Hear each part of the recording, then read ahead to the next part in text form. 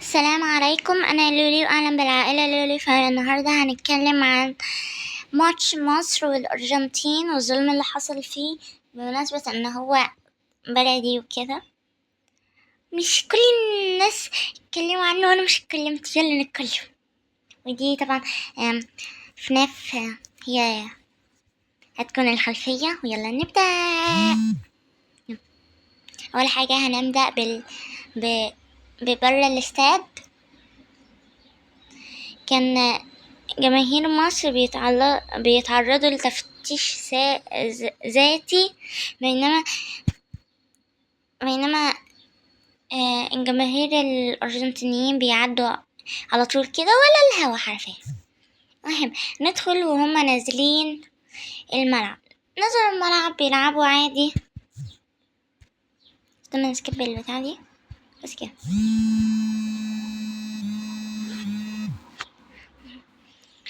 سكبنا، يلا نكمل.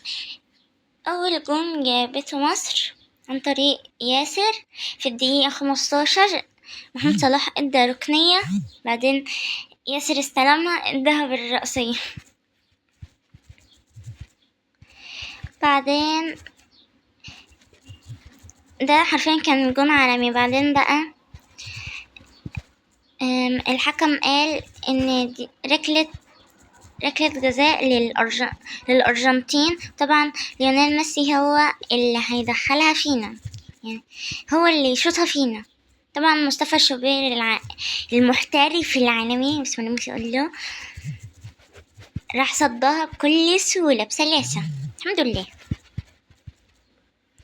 وبعدين في الشوط التاني مصر دخلت جون في الدقيقة 58، لكن الحكم رجع للفار الله يسامحه، وشاف ان احنا وقعنا حد من الارجنتينيين. ومعايا دليل، استنى يا جماعه، معايا دليل، استنى. شايفين يا جماعه اهو، ده في البوست بتاعي امبارح اهو، شايفين ده الفاول، الغاء هدف مصر اهو، هدف مصر والرجوع للفار. بصوا عشان ايه وقعنا بس اللاعب ده، انا اللاعب ده اللي هو مصطفى زيكو راح وقعه. امال هنا بقى في الجون بتاعهم لسه هنجيله، هقوله لكم. حسبوا الجون بتاعهم عشان المفروض يرجعوا للفار، مش يحسبوا الجون، عشان محمد صلاح وقع على الارض بسبب اللاعب ده. وقع محمد صلاح على الارض، فعشان كده نوت فاول حرفيا، واحتساب الهدف للأرجنتين. فين العدل بليز؟ بعد وريتكم الدليل، يلا ندخل في الشوط التاني واللي بيحصل فيه المصايب دايما. عديناها، قلنا هنعوضها، هنعوض الجون اللي راح ده وعادي يعني. لا يا عم اهدى، استنى النبي كده كم استنى بس عشان صعبة، استنى نركز. يلا مصطفى زيكو قرر يعوض ويدخل جون في الدقيقة 67. كان بصراحة حلو بصراحة ان هو عوضها، بس الفرحة طبعا ما بتكملش في اخر 15 ثانية، 15 دقيقة. روميرو دخل جون في مصر في الدقيقة، استنى يا عم بالراحة، 79. روميرو دخل فينا جون الله يسامحه، يعني ياريت ما دخل فينا كان زماننا 2-0. بس ليونيل ميسي، لا هنا سوف أتكلم، لازم أتكلم وأدخل جون في مصر. في الدقيقة 83 ليونيل ميسي دخل فينا جون الله يسامحه، وده سبب التعادل ما بين مصر والأرجنتين. في الآخر يعني أنا هخسر يعني. في الوقت الإضافي في بعد انتهاء الماتش، يعني في الوقت الإضافي ل5 دقايق دي، إنزو، هو يا رب أكون ناطقة اسمه صح، هو ليه تكملة بس أنا مش قادرة أكمله.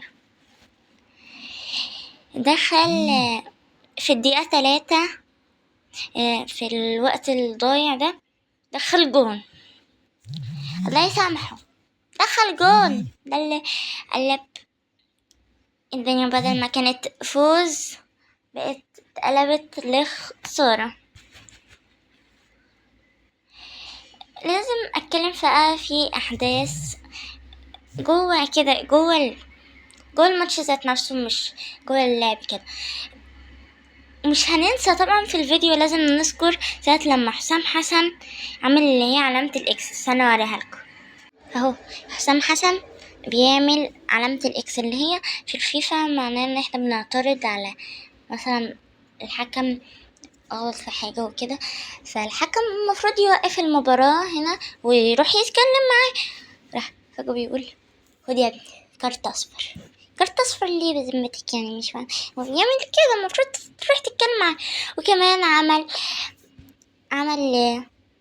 وعمل كمان لمصطفى ايه، مصطفى شوبير كمان كارت اصفر، وطرد سعفان تقريبا، بنطق اسمه صح، طرده يعني، مش رحم حد.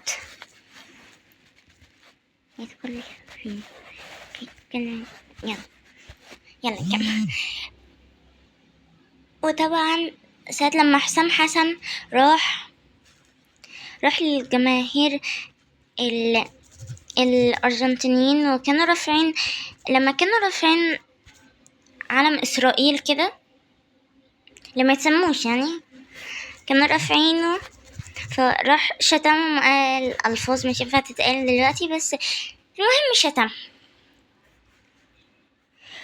وهقول لكم عملوا ايه الأرجنتينيين في مصر، في الجماهير المصرية عامة. ساعة لما الأرجنتين بتجيب أجوان بيرموا على مصريين الجماهير، يعني الجماهير المصريين، اللي هي الخمرة بتاعتهم، عشان عارفين ان احنا مسلمين ومش بنشربها عشان بتذهب العقل. راحوا رموها علينا، يعني كل ما نجيب حرفيا، يعني مش شفت اوحش من كده واغزر من كده جماهير حرفيا. من ساعتها كرهت الأرجنتين حرفيا. ولما كانوا اللاعبين بيطلعوا من الملعب خلاص، راحوا بيزقلوا عليهم الخمرة برضو تقريبا، ولا المية، مش عارفة، حاجة زي كده، حاجة منهم، هي حاجات زي كده طبعا. ومش هننسى بعد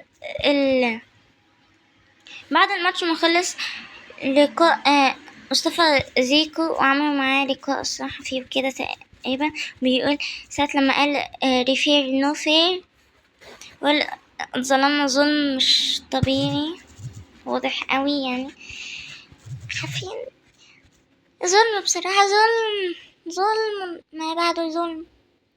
كمان ساعة لما عملوا اللقاء كمان مع حسام حسن تقريبا، هو حسام حسن